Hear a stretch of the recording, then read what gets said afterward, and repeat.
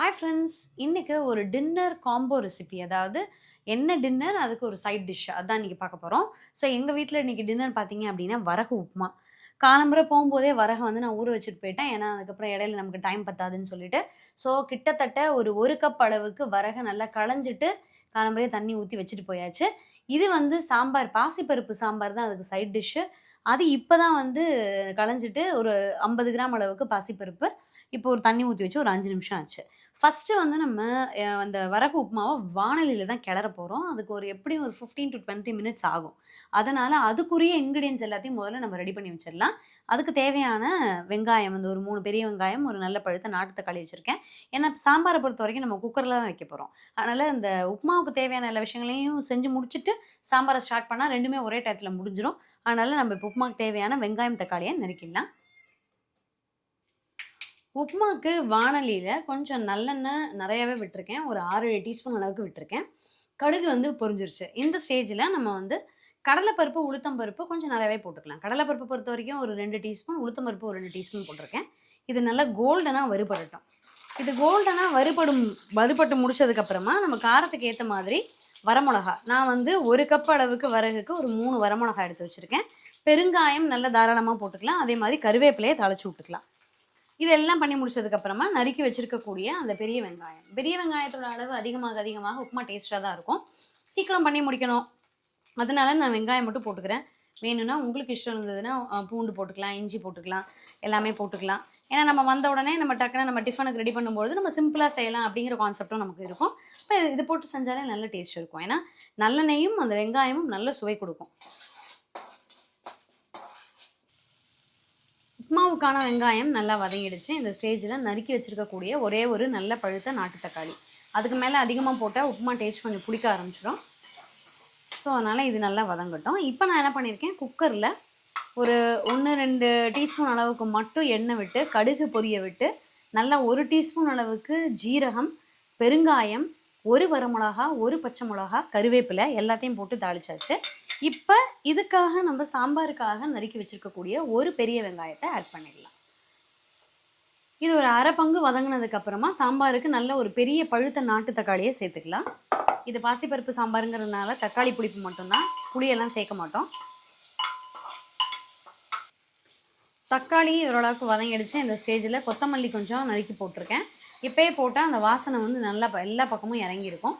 இப்போ இதில் நம்ம தேவையான அளவுக்கு தண்ணி சேர்த்துடலாம்.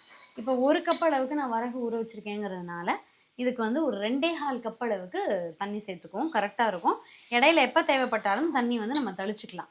இப்போ இங்கே வந்து சாம்பாருக்கு இந்த தக்காளி எல்லாம் ஓரளவுக்கு வதங்கினதுக்கப்புறமா 1 பங்கு அளவுக்கு பருப்புனா ஒரு 3 பங்கு அளவுக்கு தண்ணி விட்டுருக்கேன்.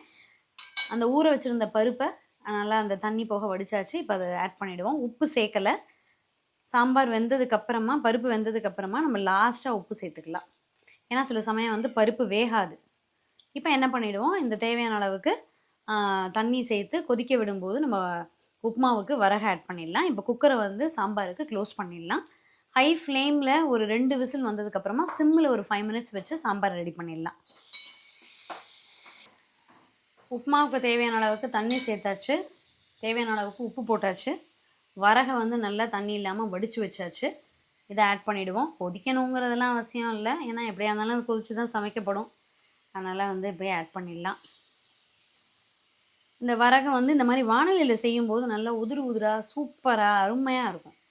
குக்கரில் செய்யும்போது சில சமயம் என்ன ஆகிடும் அப்படின்னு பார்த்தீங்கன்னா, ஒன்றோட ஒன்று களி மாதிரி ஆகிடும், கெட்டி ஆகிடும். அதுக்கு இது வந்து ரொம்ப டேஸ்ட் பயங்கரமாக இருக்கும் வாணலியில் செய்யும்போது. ஸோ இப்போ அந்த மாதிரி அதை நல்லா கலக்கி விட்டுட்டு சிம்மில் வச்சு இதை வந்து க்ளோஸ் பண்ணிடலாம். இல்லை கொஞ்சம் அந்த ஒரு கொதி வந்ததுக்கப்புறமா மேலே வந்து ஒரு ஸ்டேஜில் பார்த்தீங்கன்னா வரகெல்லாம் அப்படி லைட்டாக முழிச்சுக்கிட்டு மேலே தெரிய ஆரம்பிக்கும். அந்த ஸ்டேஜில் கூட சிம்மில் வச்சுட்டு நம்ம க்ளோஸ் பண்ணி வச்சோம் அப்படின்னா சூப்பராக இருக்கும். சீக்கிரமாக வெந்துடும். நான் அந்த ஸ்டேஜ் உங்களுக்கு காமிக்கிறேன். ஸோ நல்லா தரப்பலான்னு கொதிக்க ஆரம்பிச்சிருச்சு. நீங்கள் பார்த்தீங்க அப்படின்னா முழிச்சுட்டு வரகு வந்து அப்படியே தெரியும். அப்படியே இதை வந்து கொஞ்சம் அப்படியே சிம்மில் வச்சு மீடியம் ஃப்ளேமில் வச்சுட்டு அதை மூடி வச்சுருவோம். இடையில ஓப்பன் பண்ணி கிளறி விடுவோம். ஒரு 15 மினிட்ஸில் வந்து உப்புமா நமக்கு ரெடி ஆகிடும். ஃப்ரெண்ட்ஸ், வரகு உப்புமா சூப்பராக ரெடி ஆகிடுச்சு. பார்த்தீங்கனாலே தெரியும். நல்லா உதிரி உதிரியாக நமக்கு வந்து வந்தாச்சு. இன்னும் கொஞ்சம் லைட்டாக இது பயங்கர கொதிக்கிற சூடு. ஒரு 5 நிமிஷம் தட்டில் போட்டு விட்டோம் அப்படின்னா நல்லா சூப்பராக ஆகிடும். இதுக்கு பெஸ்ட்டு காம்பினேஷனாக இருக்கக்கூடிய பாசிப்பருப்பு சாம்பாரும் ரெடி. எனக்கு இதுக்கு ஒரு 1/2 டம்ளர் தண்ணி விட்டால் பரவாயில்ல அப்படின்னு தோணுனதுனால இதை விடுறேன். விட்டுட்டு நல்லா வந்து மிக்ஸ் பண்ணிக்கோங்க. சூப்பராக வெந்திருக்கு பாருங்கள். ஸோ சாம்பார் வந்து நல்லா ரொம்ப திக்காக இருக்குது. இன்னமும் இதில் தண்ணி விட்டுக்கலாம். அது நம்மளுடைய டேஸ்ட்டை பொறுத்து உங்களுக்கு எப்படி சாம்பார் விருப்பம் அப்படிவோ அந்த மாதிரி திக்காக இருந்தாலும் ஓகே, கொஞ்சம் நீர்க்க இருந்தாலும் ஓகே. இப்போ தான் நான் அதில் வந்து உப்பு ஆட் பண்ணுறேன். ஸோ நல்லா மிக்ஸ் பண்ணி விட்ருங்க. வரகு இப்போ மேக்ஸிமம் எல்லா கடைகள்லையுமே கிடைக்கிது. வரகு உப்புமா அவ்வளவு டேஸ்ட்டு, மிஸ் பண்ணிடாதீங்க. இந்த வரகு உப்புமா வித் பாசிப்பருப்பு சாம்பார் வந்து சூப்பர் காம்பினேஷன்.